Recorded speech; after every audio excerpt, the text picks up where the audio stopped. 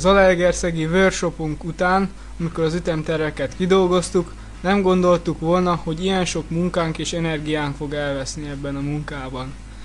De szerencsére nagyon sok segítséget kaptunk, például Németh Zoltántól, a kertészünktől, aki a növények beszerzését szívesen vállalta. Németh Zoltán egyébként volt rudnai diák, rajta kívül még összesen 13 önkéntessel dolgozhattunk együtt a projekt alatt. Nem egy napig dolgoztunk, hanem többször gyűltünk össze a helyszínen. Először csak a helyszínt tettük rendbe, kiszedtük a régi növényeket, többségüknek már gyökeresen volt, olyan öregek voltak.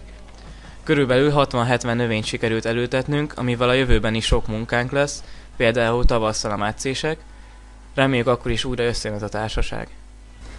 Nekem nagyon tetszett a projekt, mert jól összekovácsolta a kis csapatunkat, és sok olyan rudna és tanulóval is találkoztam, akiket nem ismertem volna meg, ha ez a projekt nem jön létre.